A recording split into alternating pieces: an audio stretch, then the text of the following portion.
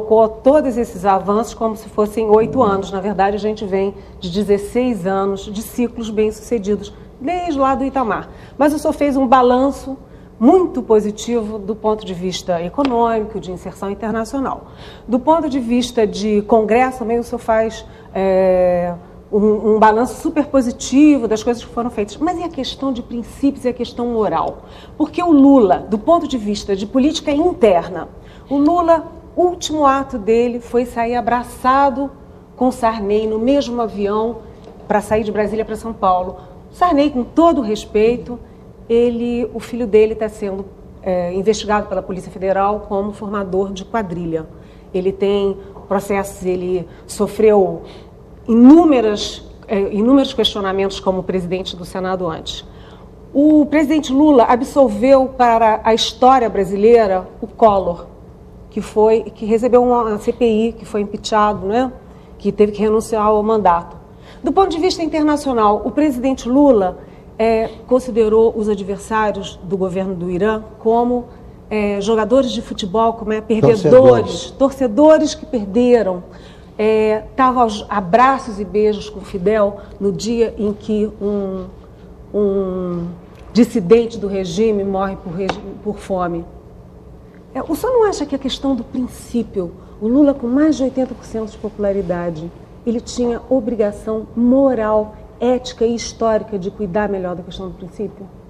Internacionalmente, internamente? Eliane, ninguém prendeu mais, nenhum governo prendeu mais do que o governo do presidente Lula. E soltou, né, nenhum deputado? governo investigou mais do que o governo do presidente Lula. Nenhum governo fortaleceu tanto a polícia. Foi tão conivente com essas figuras, antes essas coisas todas estavam debaixo do tapete. Deputado. Agora elas saíram do tapete, elas foram investigadas. Ninguém investiu tanto na Polícia Federal como o governo do presidente Lula, nas instituições de segurança, como o governo do presidente Lula. Deputado? Agora, deputado, qual é o problema? O problema é que nós olhamos estas coisas apenas pelo lado negativo. Vamos olhar pelo lado positivo. Hoje nós temos uma estrutura de investigação no país, uma controladoria que investiga os servidores públicos. Ninguém demitiu mais servidores públicos que o governo do presidente Lula. Mas os exemplos que a Eliane deu são exemplos públicos, notórios e internacionais. É isso. Quando ela fala complacentes com isso tudo internacionalmente. Aqui não fala de ser. Nós estamos falando de ser complacentes ou não. Nós estamos dizendo que há investigações, que há processos em andamento. Nós estamos falando que há um processo de cobrança. Né? Nós estamos vivendo um país democrático que permite que haja mudanças no processo eleitoral. Então nós aprovamos a lei da ficha limpa, que vai produzir uma mudança significativa no comportamento e na estrutura política do Brasil. Então, agora eu prefiro, Eliane... Quantos anos o senhor tinha na crise do Collor? Que ano foi? 91, né? Isso. Eu nasci em 65... Devia ter 25, 26 anos. O senhor provavelmente estava compactuando, né, nós todos aqui, com os caras pintadas, com aquele movimento todo de moralização do país. Nós queríamos o impeachment. Quando o presidente Lula sai aos abraços com o Collor, sorridentes, os dois viajando no mesmo avião, e o Lula diz: aquilo tudo era só uma coisa de política, era uma politicagem. Como é que o senhor vê isso? Mas, Eliane, olha, eu prefiro olhar o Brasil. Eu prefiro olhar o Brasil como um país que hoje distribui renda, que tirou 40 milhões de pessoas da pobreza absoluta. Um país que tem crescido, que tem se desenvolvido. Eu prefiro enxergar o Brasil pelas coisas positivas, por aquilo que vai ser capaz de fazer com que o Brasil ali na frente seja uma grande nação, onde nós sejamos um país de classe média, onde as pessoas vivam bem, onde as pessoas tenham um salário. Eu não tenho você não discute o outro lado. Mas o outro lado, parece que só quem tem, quem discute isso, quem debate isso são os jornalistas. Não é verdade. Nós discutimos isso no dia a dia, no cotidiano. Não responde a uma pergunta tão simples. Quando nós enfrentamos... Quantos estão presos? Augusto, estou perguntando há 5 minutos. Eu quero perguntar... Quem está preso hoje? Eu quero perguntar uma outra pergunta. Eu quero fazer uma pergunta para você. Mas então, primeiro o senhor responde essa. O senhor diz que prenderam muita gente. Quem está na cadeia? Se eu me der um exemplo de político, eu me dou por satisfeito. Quem?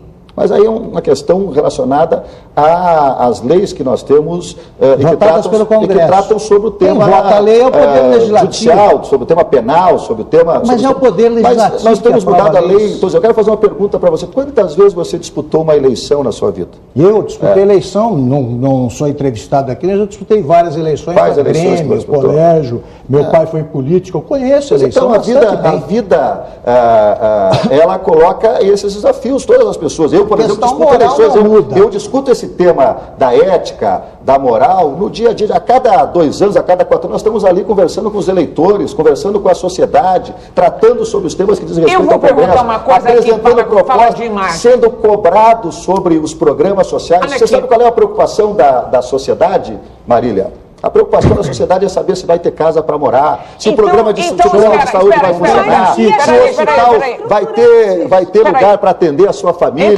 se vai ter creche para a escola, se o salário vai aumentar. Estes são os principais temas que são discutidos pela sociedade. E a questão da ética é óbvio que é discutida, mas não com essa senha aqui. Então você me deu uma pergunta que vai pegar tudo isso que você está falando aí. Quer ver que legal? Pois não, Maria. A liturgia do cargo, né, do seu cargo atual, prevê, entre outras vantagens, uma residência, já que estamos falando de casa, moradia, ética, imagem, está tudo aqui dentro dessa pergunta. Prevê uma residência oficial num ponto nobre de Brasília, a Península dos Ministros, um terreno de 7.800 metros quadrados, uma casa de 750 metros quadrados de construção, com piscina, com churrasqueira, além de uma equipe de empregados. A casa precisa de uma grande reforma hidráulica e elétrica, a gente já sabe disso, orçada em R$1 milhão, segundo o diretor de arquitetura da Câmara. Eu quero saber se você vai morar lá e se você vai fazer essa reforma. Não, eu já estou morando lá porque o cargo me coloca esta condição. Mas vocês estão convidados todos para irem lá, conhecerem a residência oficial para ver que não há nenhum exagero. É uma casa, inclusive eu digo que é como você estivesse dormindo numa repartição pública, né? Sem janelas, uma condição ruim. O apartamento funcional é muito melhor de morar do que a residência oficial e tal. E não vamos fazer reforma porque não há essa condição objetiva agora de fazer uma reforma, embora fazer reformas em prédios públicos é gerir bem, porque ali é um patrimônio do povo brasileiro, um patrimônio da Câmara, mas é um patrimônio do povo brasileiro. Eu já fui secretário da administração no estado do Rio Grande do Sul e me preocupava com a reforma dos prédios, com a boa conservação, né, com a pintura, para não deixar o patrimônio se degradar. Aliás, é função de quem administra. E todo cidadão que tem o olhar sobre o público tem que cobrar dos seus administradores que administrem bem aquilo que é propriedade do povo. Então. Agora, em termos de imagem e mesmo para o seu bem-estar, não teria sido melhor continuar no apartamento funcional? Que você disse que era melhor. Não, porque tem toda uma estrutura que está colocada para quem é o presidente da Câmara, que é o terceiro cargo na hierarquia do país. Mas a gente sabe, não é a sua casa, não é a sua casa que vai me determinar isso. Há uma formalidade que está colocada. Eu, por exemplo, inicio a minha jornada de trabalho às 6 horas da manhã, eu faço a minha caminhada, dali vou para o trabalho, termino meia-noite, 1 hora da manhã, fazendo reuniões, encontros, atividades. A casa, a residência oficial, ela é utilizada para fazer inúmeros encontros, inúmeras atividades, jantas com autoridades políticas. Eu recebo presidentes de outros países, presidentes de outros parlamentos, instituições, presidentes de instituições. Não é apenas uma residência, ela é também um local de trabalho. O senhor não é obrigado a morar lá. Né? O senhor não é obrigado, do jeito que o senhor está apresentando, parece que... Não sou obrigado, mas a condição de presidente é aquilo que eu